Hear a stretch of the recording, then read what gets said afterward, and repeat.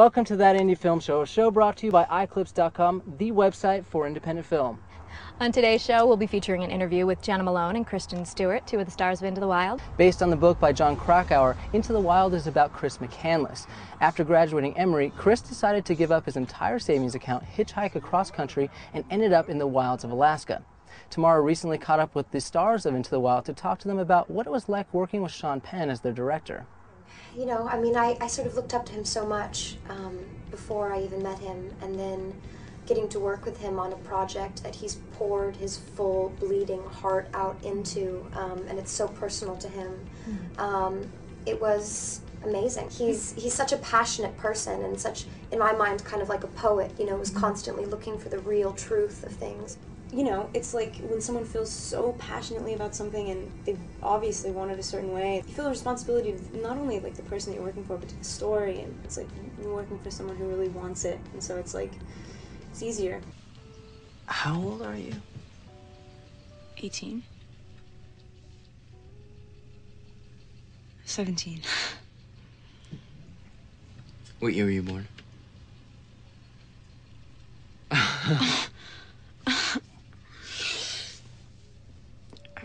So I'm 16. How did you approach playing somebody who's still alive? And Well, I had never done that before, actually. But as soon as I met Sean, I mean, he had said that, you know, she had been so instrumental in getting the film made and sharing a lot of Chris's stories and his stuff, his journals, his belts, his everything.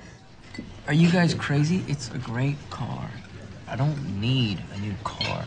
I don't want a new car. I don't want anything. Okay. Just these things.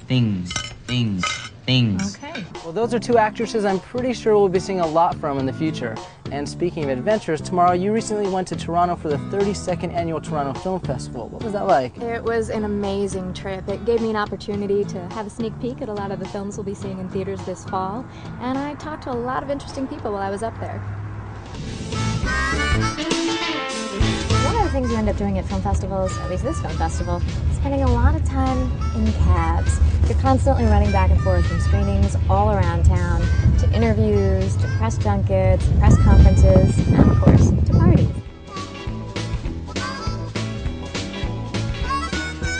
You've seen any movies that you've liked this year? Yeah, I thought that one was pretty good too.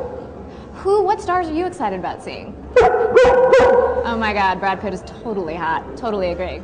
Wait a second, I'm a big dog lover, but I thought you were there talking to some people. Hey, it takes all kinds of talent. But if that didn't work for you, how about Aaron Eckert? Where exactly were you shooting? Where geographically were you? We were in St. Louis in the summer. It was really hot, and we were moving fast, and it was crabby. You know? You had to deal with some, you know, there were always things to deal with, especially in independent movies, you know. Yeah.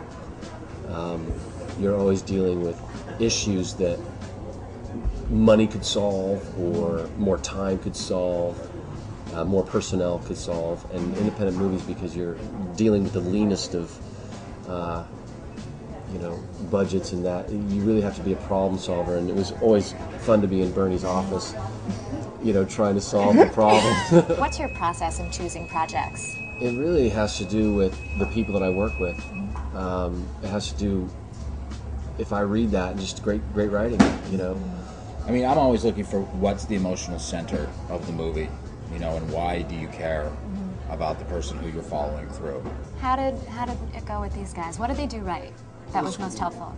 Well, they did. The first thing is that you have a great script. You got that right. Yeah. And then that you can tell a story. That is the absolute most important thing about movie making. And if this is for young filmmakers, it's not about cranes, it's not about cameras and all that sort of stuff. It's about telling a story, and that's what they were able to do.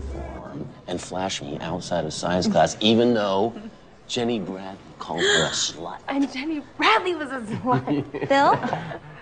Hey! What the heck are you doing here? Just, you know, having a little late night coffee. Really?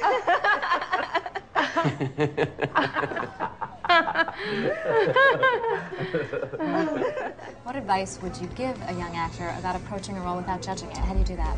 Love your character. Absolutely justify why he is right and he's doing his thing, and have respect for him, even if he's killing somebody or, you know, a pedophile or whatever it is, because your job is to be human in that role.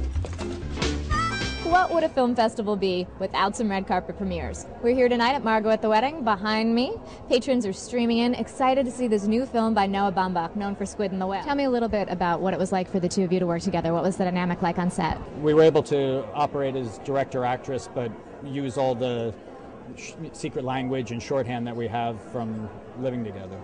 Filmmakers and stars love to premiere their films at the festival. Here's what a couple of them had to say to us. I consider this kind of my home court now. You know, I'm Canadian, my family's Canadian. The audience is here, always, you know. It's been really rewarding, especially last night here in Toronto. It was such an incredibly warm reception, and they really enjoyed it. I mean, hearing the laughter like that, I mean, it's what you hope for, but they really got it. They're very sophisticated film goers up here in Toronto.